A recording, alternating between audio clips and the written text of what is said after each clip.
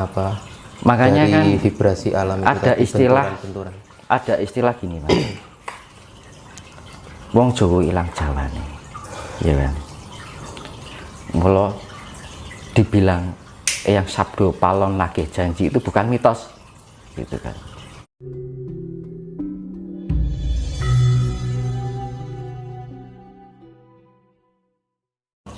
Bagaimana pandangan panjenengan tentang fenomena si lato-lato itu loh Mas Dimas? Hah? Lato-lato? Mesti lagi viral ya. Yang berisik itu loh Mas Dimas. Kalau biasanya ya alam itu kan jika ada sesuatu itu kan mesti ada sanepo yang mungkin lagi booming kan gitu kan. Zaman dulu tahun 80-an 90-an kan musim es jus. Nah, Es jus? Jus-jusan loh. Dulu kan misalnya dari Sragen ke Ngawi itu kalau jalan di itu kan banyak hutan itu kan. Kalau dari Ngawi ke Sragen ke Ngawi itu kan dulu kan banyak terbengkalai orang yang di jus itu. Terus kayak musim bajing loncat zaman dulu kan kayak gitu ya. Terus kayak gelombang cinta, Nah, gelombang ya kan, cinta itu itu dulu akan ada banjir kayak gitu kan, dan nggak bisa ditebak gitu kan. Dan makanya kan orang yang bisa mengolah spiritual itu peka dengan hal seperti itu. Jadi lebih kita mau ada sesuatu itu sudah merasakan gitu kan. Kalau lato-lato kan bentuknya kan bulat ya Mas, ya kan. Lato-lato itu bisa bunyi diapakan Mas? digerakkan. Digerakkan toh. Semakin gerak kencang bunyinya semakin kencang kan, Semakin kencang. getarannya semakin kencang. Itu artinya gini, zaman sekarang itu kita diingatkan kan hal kayak gitu kan sebenarnya mengingatkan kita dengan tanda-tanda seperti itu. Makanya kan diperlukan kita kepekaan dalam menghadapi situasi yang mungkin viral kayak gitu kan. Nah, lato-lato kan diginikan semakin kenceng, benturannya semakin kenceng juga. Makanya kan itu tanda bahwa orang itu kalau bisa ojo kakean pola gitu Mas. Semakin kita banyak gerak, benturan kita akan semakin keras kan gitu. Artinya kan gini, diartikan wong iki kudu kan nggak banyak gerak kan berarti harus diam, pening artinya seperti itu, hening. Nah, ketika hening kan kita harus perlu relaksasi juga kan, nggak boleh kemerungsung, aslinya keburu-buru pikiran, hati dan perbuatan kita sendiri. Dan dengan itu kan, dengan hal tanda-tanda seperti itu juga pengaruh pada gerak gravitasi bumi ini yang dari vibrasi alam ini kan mempengaruhi juga yang ada di permukaan, yang tinggal di permukaan bumi itu. Berarti apakah ada hubungannya dengan vibrasi alam tersebut yang kebetulan ada di status jenengan? Vibrasi alam sedang begitu sangat pekat, bisa berefek gelisah tanpa sebab yang merasuki bawah sadar, membuat orang bisa bingung, apalagi yang sedang mengalami beban hidup dan lain-lain.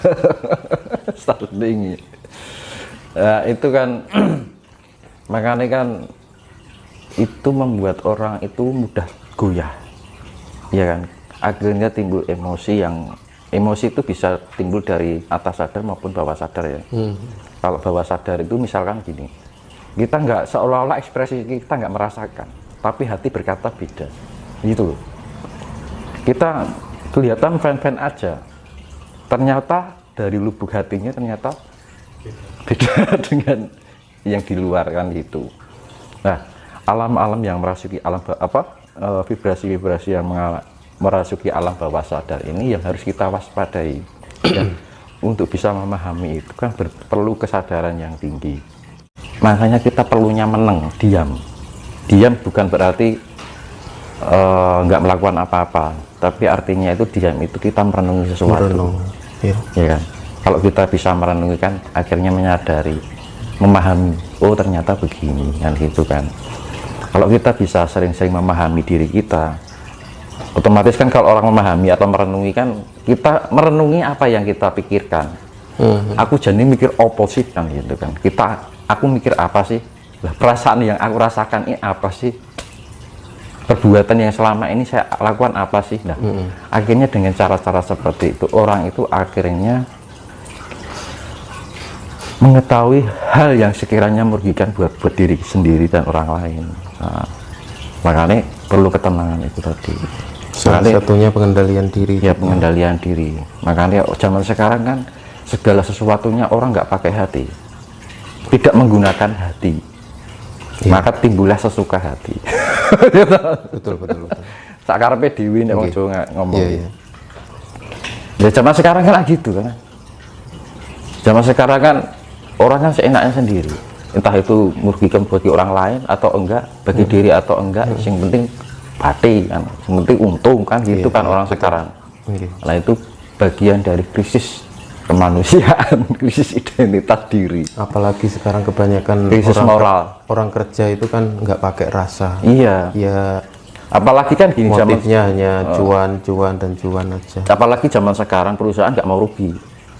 Karyawan yang ditekan, yang gitu. Semakin ada peningkatan dari globalisasi produksi itu ada persaingan produk. Ini perusahaan akan menaikkan levelnya, yang dikalahkan manusia. Tapi yang mendapat tekanan yang di bawah dari yang di bawah ini, orang akan melakukan apa saja, mau nggak mau kan gitu. Nah ini loh, semua kehidupan yang dialami di zaman sekarang ini tidak menjadikan dunia ini lebih baik, tapi sebaliknya akan menjadikan dunia ini semakin buruk. Nah, berarti kan enak alam ini kan kelakuannya menungso kan.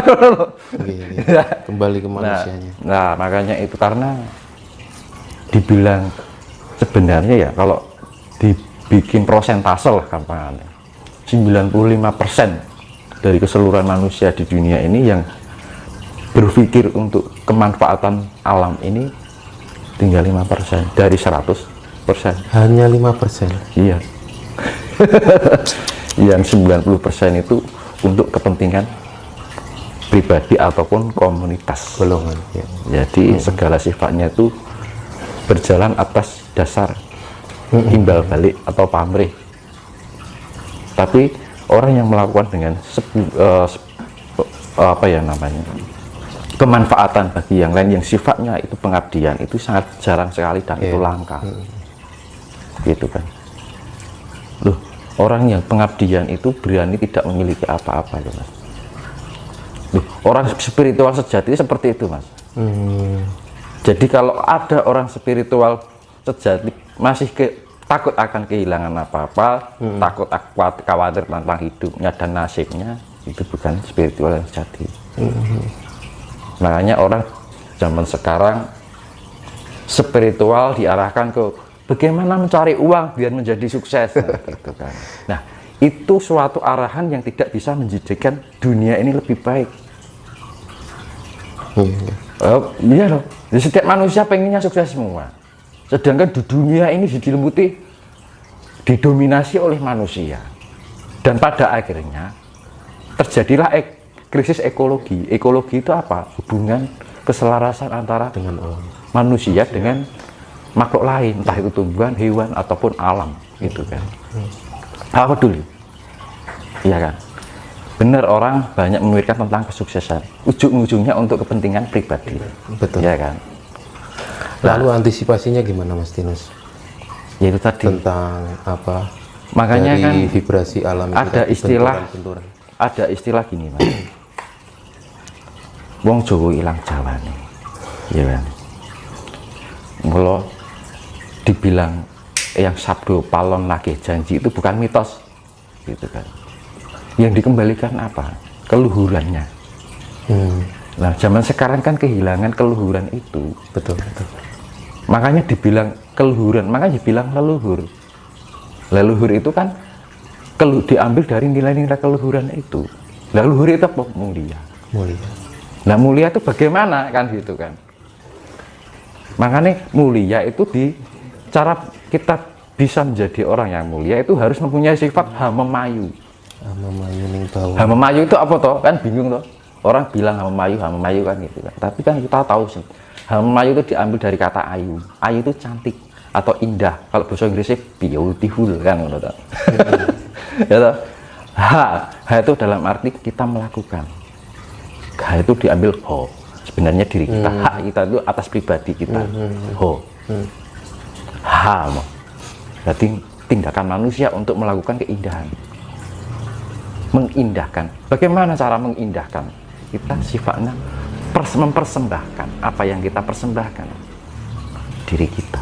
Apa yang kita punya, apa yang kita ketahui. Contohnya pengetahuan. Gitu. Tidak melulu dengan kita memberi, tidak melulu dengan materi. Yeah. Kita memberi uang pada orang lain, misalkan 1 juta, 2 juta, habis, selesai. Tapi ketika orang memberi pengetahuan, Ilmu. pengetahuan itu tidak akan habis. Justru semakin dia mengolah, semakin ada tambah ada perkembangan kan itu. Tapi jika pengetahuan itu dilupakan, ya hanya sia-sia saja. Gitu kan. Tapi kalau memberikan materi, ini kan baik memberikan uang 2 juta, 3 juta pada orang lain. Habis itu habis. Ya kan? Suatu ketika jenengan nggak ngasih, jenengan opo. Ya, timbul kebencian. Betul. Karena apa? Orang memiliki banyak keinginan, ketika keinginan yang tidak tercapai, maka dia akan menyalahkan keadaan. Pasti itu. Ya kan? Karena apa? Manusia di zaman sekarang itu terperangkap oleh keinginan itu sendiri. Banyak orang yang terperangkap oleh keinginan. Loh, keinginan itu adalah bagian perangkap. Nah, fungsinya spiritual itu bukan untuk meningkatkan sesuatu yang mungkin biar lebih, tetapi yang namanya spiritual itu menyeimbangkan. Memang kalau orang yang mengolah spiritual ada peningkatan level yang namanya IQ, SQ, EQ. IQ itu kecerdasan berpikir atau smart thinking. SQ itu adalah spiritual itu sendiri, ya kan? Secara batiniah, kerohanian. Emosional itu secara budi pekerti atau perbuatan. Orang kalau melatih spiritual dengan sempurna, IQ, SQ-nya jadi ada peningkatan kecerdasan IQ, kesadaran IQ, kesadaran SQ, kecerdasan SQ, kecerdasan EQ, kesadaran EQ. Nah, kecerdasan IQ itu apa? Kecerdasan IQ itu orang bisa merasionalkan bahwa ini kebenaran, ini benar atau bukan, iya atau tidak, semu atau real, kan gitu. Untuk merasionalkan dengan logika penalaran kita. Ya. Jadi kadang-kadang kita terbodohkan oleh pikiran kita sendiri karena kita tidak jeli. Nah, terkadang mata fisik kita tidak jeli dalam memandang sesuatu yang ada di depan mata. Walau sebenarnya itu kadang-kadang sesuatu hal yang semu itu dianggap sebuah kenyataan, akhirnya terjerumus pada jurang yang tiada dasarnya. Betul.